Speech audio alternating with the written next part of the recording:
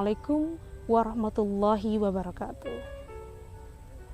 Alhamdulillah, bersyukur kita kepada Allah Subhanahu wa Ta'ala, karena atas limpahan rahmat dan pertolongannya lah kita dapat bertemu dengan bulan Ramadan yang penuh berkah ini. Salawat dan salam tak lupa kita hadiahkan kepada Nabi besar Muhammad SAW dengan mengucapkan Allahumma sholli ala Muhammad wa ala ali Muhammad. Sungguh beliau merupakan revolusioner yang telah membawa banyak perubahan yang signifikan dan absolut yang hingga kini dapat kita rasakan dan nikmati. Jamaah rahimakumullah, kita semua tahu bahwa tujuan pendidikan adalah mengintegrasi kemampuan intelektual, kemampuan emosional, dan juga kemampuan spiritual. Tujuan pendidikan ini akan bermuara pada sesuatu yang kita sebut dengan individu yang sehat lahir dan batin.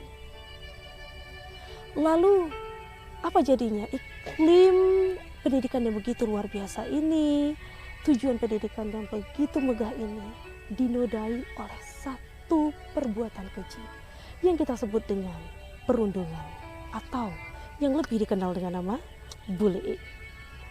Dan lebih parah lagi, kejadian ini terjadi pada satu institusi di mana pendidikan tegak dan berdiri.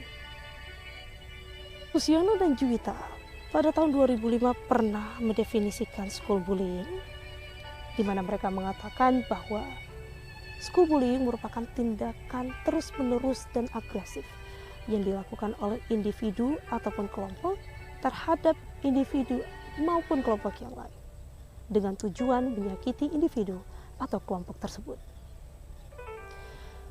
Dengan menganalisa definisi ini, kita dapat mengetahui bahwa kegiatan atau tindakan bullying yang dilakukan oleh individu maupun kelompok merupakan satu tindakan yang luar biasa maha bahaya yang dapat merusak tidak hanya fisik tapi juga mental orang yang dibully.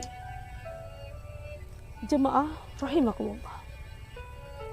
Lalu apa saja contoh bully yang bisa kita temui di kehidupan sehari-hari?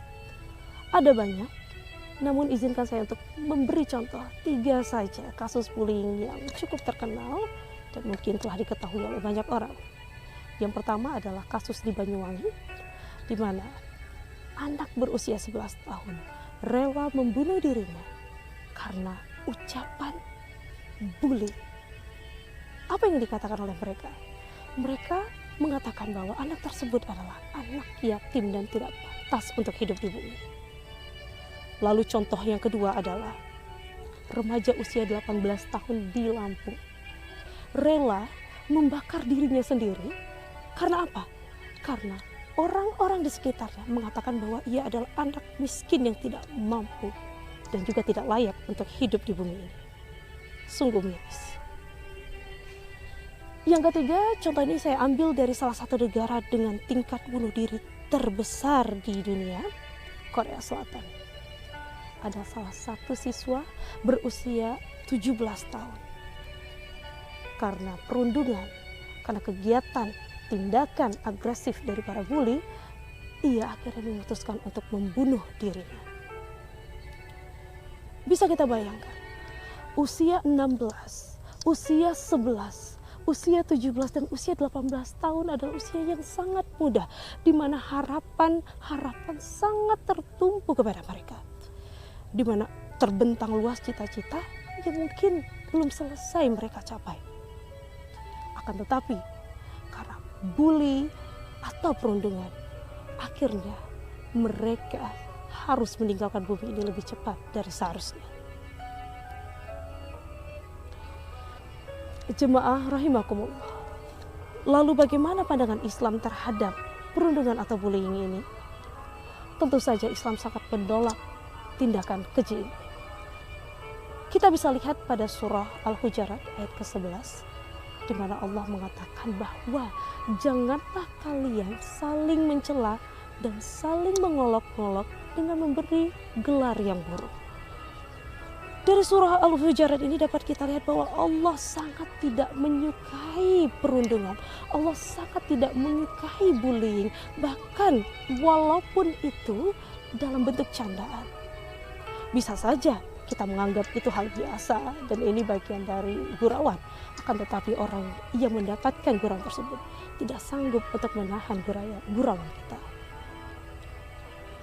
Lalu, selain itu kita juga tahu bahwa Islam turun ke bumi. Tujuannya salah satu adalah untuk memberantas perundungan. Pada zaman jahiliyah kita ketahui banyak perbudakan, di mana perbudakan tersebut melanggar hak asasi manusia.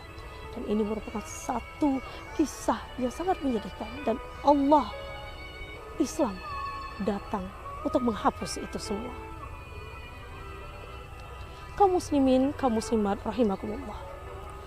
Lalu, apakah cara yang bisa kita lakukan untuk mencegah atau menghapuskan bullying ini? Ada 3 cara dan dapat dilakukan oleh 3 kelompok manusia juga. Yang pertama adalah teman sebaya. Teman sebaya, apa yang bisa kita lakukan? Yang kita bisa lakukan adalah dengan mengingat bahwa Allah mencintai kedamaian. Dengan mengetahui bahwa Allah mencintai kedamaian, kita akan tahu bahwa setiap manusia memiliki kelebihan dan kekurangan. Dan kita tidak punya hak untuk memberi penghakiman terhadap mereka yang memiliki kekurangan. Karena kita pun sebagai manusia memiliki kekurangan. Dengan menerima kelebihan maupun kekurangan sesama teman, maka kita akan mencoba dan menjadi cinta terhadap teman-teman kita. Lalu, dengan saling mencintai, kehidupan ini akan menjadi damai dan insya Allah perundungan itu tidak akan terjadi. Lalu kelompok kedua adalah orang tua. Sebagai orang tua, ada baiknya kita membuka cakrawala ilmu, menggali sedalam-dalamnya pendidikan tentang bagaimana menjadi orang tua yang layak untuk anak kita. Bagaimana menjadi orang tua yang sensitif dan tahu hal-hal apa yang perlu kita lakukan apabila anak kita mengalami kesulitan atau mendapat masalah. Dengan begitu, mudah-mudahan perundungan ataupun problematika yang didapatkan oleh anak kita bisa kita ketahui lebih dini dan lebih awal. Lalu kelompok yang ketiga adalah guru.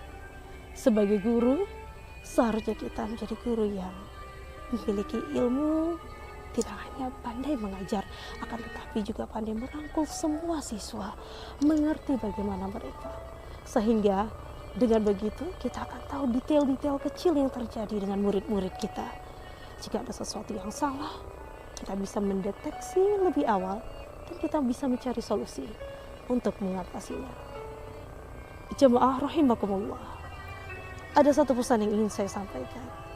If you are neutral in situation of injustice, you have chosen the side of the oppressor. Demikian, wabillahi taufiq wal hidayah. Assalamualaikum warahmatullahi wabarakatuh.